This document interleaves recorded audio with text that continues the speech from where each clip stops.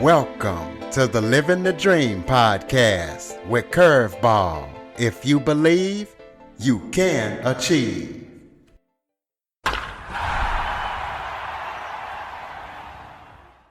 Welcome to the Living the Dream with Curveball podcast, a show where I interview guests that teach, motivate, and inspire. Today, I am joined by author and franchising coach and consultant, Adam Goldman. Adam has helped hundreds of people change their lives through franchise business ownership. He is also the founder of Franchise Visa. So we're going to be talking to Adam about franchise business ownership and what Franchise Visa is all about. So Adam, thank you so much for joining me. Curtis, thank you so much for the opportunity. Why don't you start off by telling everybody a little bit about yourself? Sounds good. Well, I'm the kind of person that just never fit into corporate America, right? To give you an example, when other people, after going to college, they were kind of looking for their first job, I was looking to avoid working for someone else. Went to Eastern Europe and kind of set my path there. And also after I went to business school, right? Everyone was looking to get jobs with different consulting companies, Deloitte, McKinsey, Boston Consulting Group. I never fit into that either. And so when I was looking into different business opportunities, I was a real estate investor, still am, and found that these deals that I was really excited about were just kind of drying up after the recession of 2008. I kind of stumbled into franchising and realized that there really is a benefit in having a great operating procedure. Think Hamburger University for McDonald's. I was introduced to three amazing franchise brands, decided to make a go of it at an office cleaning master franchise, which I owned for over 8 years, and built it up to hundreds of clients in the Houston area. Then I just, again, got an unsolicited offer for my company. I'm a success story in franchising. I want my candidates to have that same success that I had. And stumbled into franchise coaching and consulting, where I'm matchmaking between people that are looking to invest in franchise businesses and really great brands in 75 industries. It's a free service for potential franchisees. It's the franchise brand that pays me a commission if I make a successful match. And I'm here to really change lives. Well, how much money does franchises make? I get asked that all the time, right? And I'll tell you the very simple answer. If you're a bad owner, you're going to make no money. You're going to lose a lot of money, right? But if you're a fantastic operator, my friend owns 35 units of his franchise, right? Here in Houston. If you're a good operator, the sky's the limit. That's one of the things that I love about my industry, in that it's a meritocracy. Good franchisees can make a great living, and not only make a great living, but have an amazing lifestyle. Well, for somebody looking to get into franchising, how expensive is it? I'm glad you asked that question. I get asked this question a lot, right?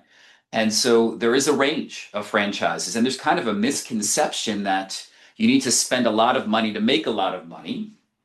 So on the high end, McDonald's might be over $1 million, right? Let's divide franchises, Curtis, into brick and mortar retail and non-brick and mortar businesses.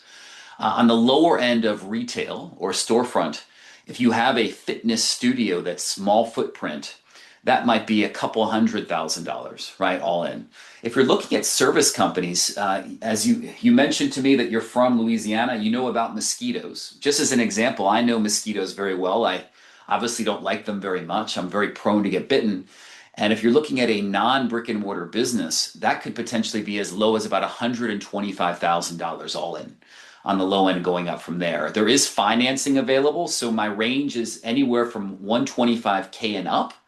And most franchise prospects are looking, or candidates typically need to have at least $50,000 in cash and $150,000 in net worth. And they typically, if they don't have that, they either have friends or family members that become financial partners that might help them in this search. Okay, well, how much time does a franchise business owner need to commit to their business? So let's start this out, Curtis, by saying the first thing. The first thing I want to say is that there are no franchises that are totally absentee, right? And so what I mean by that is if you don't have no time at all, then go ahead and buy an index fund or buy cryptocurrency or whatever. By the way, I'm not suggesting to buy crypto, but buy something that is more absentee as an investment. But if you have at least 5 or 10 hours per week, or maybe 10 to 15, it might be a little bit more at the beginning. I have certain brands that are semi absentee or part time that you run with managers, right? What I can also say is that some brands are requiring you to be an owner operator, meaning you are not allowed to have a job. And maybe your spouse has a job or doesn't have a job and they are willing to be full time in the business to begin with. There's a range, just like anything in life, between a spectrum as to how many hours you need to put in. But the spectrum requires you to put at least some time initially. Well, what identifies a specific franchise? If a person is a fit for a specific franchise. So look, I wish I could wave a magic wand, and that's frankly, Curtis, that's how I get paid, right? I'm here to make good matches. And just to kind of let you know, this is a nuanced business, right? So it's not the kind of thing where you can go online to chat GPT and type in all the things and then it'll tell you, hey, you are a perfect franchise fit for X brand because of what you've said, or even do a kind of a personality profile. Now, I want to mention that there are so many different factors, and I'll name a few of them. Number one, that I can't emphasize enough is cultural fit, right? So, I mean, everyone knows Chick-fil-A, and they have a certain culture when it comes to the owner that they're looking for and the staff members that they're looking for. And you need to fit into that culture for Chick-fil-A as an example. Every single brand has their culture. People tend to underestimate how valuable it is to have brothers and sisters in arms that are not your competitors, but really are there to kind of make sure you succeed in your home market.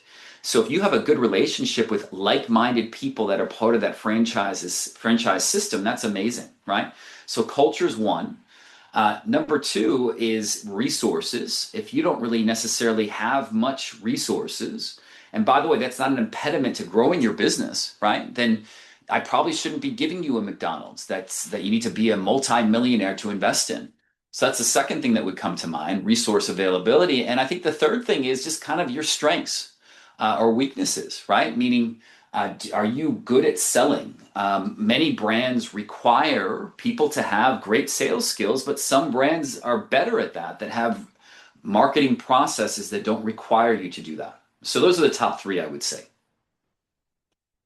But talk about your company, Franchise Visa, and talk about how what the E2 visa is, what it allows, and how it is a path to U.S. business ownership. Thank you so much, Curtis. So look, I mean, I own two businesses, right? The first business is Franchise Coach, and that's specifically geared towards U.S. residents and citizens and green card holders. The second company that I have that is frankly an amazing opportunity. It's called Franchise Visa. And I'm so glad that I'm on this podcast to discuss this company because as someone that lived abroad for 7+ years, I had no idea that people can come to the United States and actually invest in a business and actually get not citizenship, but get a visa that way, and also allow their family to come in and to have work authorization for a spouse and allow kids to go to school. And that's exactly what franchise visa does, right? So, as I mentioned, I work with brands in 75 industries. I have brands that are as inexpensive as about $125,000 all in order to get this visa. They're typically pretty boring service businesses, right? Your actual country needs to be a E2 treaty country to the United States, a country like Canada or Pakistan or Germany or Holland or the UK, right? That's one. Those are a few of the 100+ countries that have this authorization for E2 treaty. But interestingly enough, for whatever reason, India is not one of those countries. But the idea is you invest in American jobs and in American business, and then you get into the United States. And look, I have never had one of these things not approved from the consulate. Well, talk about why more foreign investors are turning to franchising for structure and support. Well, great. I mean, that's look, there we talk about culture, right? If you're looking to start a business in the US and you're not from here, I don't care if you're a native English speaker. I don't care if you're from Canada, right? There are different nuances with the American culture, with regulations, with accounting, with business systems and processes and payroll. And if you're joining a proven business system, then there's a value with that. But I would say even more important than that, if you're looking to emigrate to the United States, you have some options. You have the golden visa that's $1 million, right, to get in, which is frankly not everyone has $1 million hidden under their mattress. You have something called an EB-5, which is a 2 or 3 year waiting period, and again, a very, very high investment. And look, you could potentially go to a consulate and say, hey, I'm an IT professional in Canada, and I've never actually hired people before, but I'm going to start this amazing IT business in the United States. And here's my business plan for hiring people, which I've never done. And you're probably not going to get approved. Whereas when you come to a consulate and you show them and say, hey, look, this is my franchise brand. These are 50 plus people or 100 plus people that are existing franchisees. Many of them are E2 visa holders. And this is this game plan. It's going to get approved. Talk about the top franchising opportunities for foreign investors. Got it. Okay, so what I would say is this, that as I mentioned, typically when you go to a consulate and you are saying, hey, I want to start a franchise, the consulate's asking you and saying, do you have any clients? Have you opened? And that for that reason, it typically ends up being not so exciting or boring service businesses fit best to this E2 visa. And I'm not saying it wouldn't work with like kind of a flashy fitness concept that's brick and mortar, but I found things that are like kind of basics, right? Like for instance, home house cleaning or things like painting or flooring, right? Things where you can kind of come to a consulate and say, look, this is the shared office space where I've leased my space. This is my first customer. Someone's hired me to clean their house, right? Could I please have the visa? And they always have said yes to me. Okay, well, go over the financing options for E2 franchisees. So one of the biggest challenges for E2, frankly, Curtis, is that if you are an E2 visa applicant or potential franchisee, you are literally saying to the American government, I want to invest my own money, right? And that could be money that's coming from your home equity line of credit in South Africa or in Canada, or it could be a loan that you're getting from Canada or wherever that might be, but you cannot get any traditional sources of funding in the United States that many of my American citizens get, things such as an SBA loan. And so you actually need to pay cash for this franchise brand. And that typically is about anywhere from a minimum of about $125,000 to invest. Well, talk about your book. Let listeners know what they can expect when they read it, where they can get it from, and anything else you want to know and why you decided to write it. So I wrote a book called The Franchisee Lifestyle. And the reason why I wrote this book is that I found, and Curtis, I've been in this industry now for 15 plus years, if you can believe it. And so what I found is that people don't only want to make a ton of money. Everyone wants to make a ton of money, but they want, and their big motivation, whether or not it's to emigrate to the United States or to go ahead and to invest in something and to have an exit plan from corporate America, is they're looking to better their life, they're looking to have a better lifestyle. My favorite success stories are people that I've placed, and it typically ends up being people that they're looking to run away from something in corporate America. It's either someone that was working in the Gulf. We know about the Gulf, you being from Louisiana, me being from Texas. I mean, some people are on a rig for like 3 weeks per month. That's crazy. And they're unable to see their kids. go to softball games or theater or basketball games or football games, and to be able to make good money, to love what you're doing, right? And to actually have a lifestyle, that's a powerful thing. And inside this book, this has real examples of real people that have changed their life. I mean, another success story that I want to highlight is one of my favorite candidates lives in Idaho, and he literally was commuting to a dead end job in Oregon for a couple hours each way because he wasn't able to find the right opportunities in his home city of Boise. And he was able to find this perfect franchise brand that, by the way, is doing well. He's one of the top in the country, but he's also getting great lifestyle, right? It's a seasonal business. There's a couple months where he can't do anything. And for him, that's a feature, not a bug, in that he can spend more time with his family and quality time. Tell us about any upcoming projects that you're working on that people need to know about. So what I'm excited about is, Curtis, that look, I have been on other podcasts before, which is great, but I'm planning a speaking tour. And I'm since COVID, right? People have been hesitant, even for a couple of years after COVID, to kind of get in person and to visit with people. And I think what COVID has taught all of us is that the value of being in person and actually hearing people speak in person is just a powerful thing. And I don't have any specific dates that are public yet. It's to be announced. But I am excited to actually go out and to go ahead and to be speaking in person to both people that are aspiring entrepreneurs. I also do speak typically with executive MBAs. I'm a mentor here locally in Houston, Texas at Rice University, and I'm excited about going out and meeting people in person again in speaking engagements and just kind of visiting with people because I think that in many ways, we have an epidemic now. People talk about AI, people talk about tariffs. Uh, what we found during COVID is people want to work on their own terms, and our epidemic is just kind of a malaise or people that are just fed up with corporate America. And I really believe that in many ways, franchising is an antidote to corporate America. And frankly, many people are just not made for it. And they're great at business. They want to start their own business, but they want to have training wheels when they go ahead and do that. And that's what franchising allows them to do. Well, throw out your website so people can keep up with everything that you're up to.